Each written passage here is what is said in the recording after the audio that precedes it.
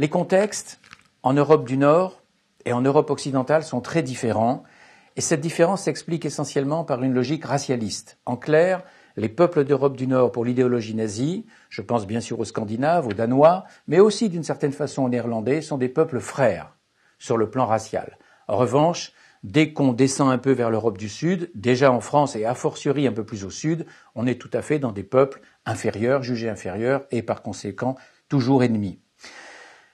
Si on commence par les pays baltes, on peut dire que ces pays baltes, qui étaient indépendants dans l'entre-deux-guerres, sont annexés en juillet 1940 par l'Union soviétique. Avec l'offensive allemande du 22 juin 1941, les Allemands entrent rapidement dans ces États baltes et on va avoir affaire dans les 3 territoires baltes, en moins de 6 semaines, durant lesquelles ces territoires tombent sous le contrôle de la Wehrmacht, on va avoir affaire à une occupation allemande qui va durer plus de 2 ans, à une intensification des persécutions antisémites dans des territoires qui ont une longue tradition antisémite, avec souvent participation des populations locales à des pogroms d'une rare cruauté, là je pense en particulier aux journées de juin 41 à Vilna. En gros, on peut dire qu'à la fin 1945, quand la guerre est terminée, dans les 3 territoires baltes, 90% des Juifs ont disparu. Victimes à la fois de la politique nazie, mais aussi de la politique d'une partie de la population de ces pays. En Scandinavie, l'affaire est plus rapide. D'abord, les communautés juives y sont rares. En Finlande, il y a à peine 200 juifs, et la Finlande, quoi qu'elle y ait du Reich, refuse de livrer les juifs. En Norvège, il y a moins de 2000 juifs. Une partie de la communauté est sauvée en s'enfuyant vers la Suède, et une autre partie sera déportée à Auschwitz. Au Danemark, c'est une communauté restreinte, moins de 8000 personnes, où il n'y a pas de tradition antisémite locale vivace, et où globalement la politique de persécution, les Allemands sachant qu'ils ne peuvent pas compter sur la population locale pour persécuter la minorité juive, cette politique allemande de persécution est en sourdine jusqu'en août 1943. Mais du fait que la résistance danoise s'intensifie, la loi martiale est proclamée dans le pays, et les autorités allemandes en Danemark occupé demandent à Berlin l'autorisation de mettre fin, de liquider, comme ils disent, la question juive. Hitler donne son feu vert et les déportations des Juifs danois vers les centres de mise à mort européens sont programmées pour le 2 octobre 1943. On sait ce qui s'est passé. La veille, grâce à la résistance d'une bonne partie de la population danoise, une grande majorité de la communauté, pratiquement 7200 personnes sur 8000, sont acheminées vers la Suède, accueillies en Suède avec la complicité de la population et de la police danoise, c'est important à noter. Il reste une petite minorité de Juifs danois qui seront déportés à Theresienstadt. Le sort des Juifs des Pays-Bas est très différent. D'abord, il s'agit d'une grande communauté, 140 000 personnes, une communauté néerlandaise à 65%, ce qui n'est pas le cas des Belges. Et c'est une communauté qui va être quasi totalement anéantie. Entre juillet 42 et septembre 1944, c'est un désastre que le sort du judaïsme néerlandais, qui s'explique par plusieurs facteurs.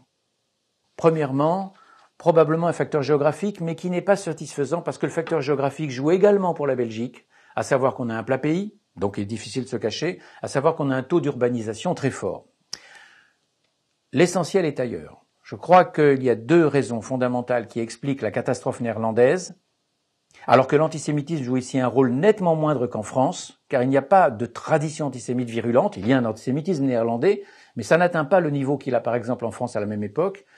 Il y a 2 facteurs qui jouent un rôle, c'est le légalisme de l'administration néerlandaise, qui a joué le jeu avec l'administration allemande, pas par antisémitisme, mais tout simplement par souci légaliste qui est ancré dans la tradition d'administration du pays, et d'autre part par le fait que le gouvernement néerlandais est à Londres, et que l'administration civile est laissée à elle-même. Et laissée à elle-même, elle applique tout simplement les directives allemandes. J'insiste sur cet antisémitisme hollandais, dont il ne faut pas exagérer l'importance, pour une raison. C'est que les Pays-Bas sont le seul pays où on a assisté à Amsterdam en février 1941 à des manifestations de rue contre les mesures anti-juives prises par l'autorité d'occupation allemande. Le processus de déportation et de mise en place des déportations aux Pays-Bas est exactement le même que celui qui va se dérouler en Belgique et en France. Les Allemands créent un conseil juif, on verra la même chose en Belgique, on verra la même chose en France en 1941. Et le rôle du Conseil juif, ajouté à celui de l'administration néerlandaise, est catastrophique. Les déportations, elles commencent exactement en même temps qu'en Belgique et qu'en France. En juillet 1942, les Juifs néerlandais, dont beaucoup ont été internés dans le camp de Westerbork, c'est-à-dire l'équivalent de Drancy en France, commencent à être convoyés vers Auschwitz à partir du 15 juillet 1942, avec l'aide, je l'ai dit, de l'administration du Conseil juif et de l'administration néerlandaise. Au total, 104 convois de déportation jusqu'en septembre 1944. 107 000 personnes ont été victimes de la Shoah aux Pays-Bas, c'est-à-dire 76% de la communauté juive des Pays-Bas, les trois quarts. En 1945, le taux de retour des Juifs aux Pays-Bas est de 5%, exactement le même d'ailleurs qu'en Belgique.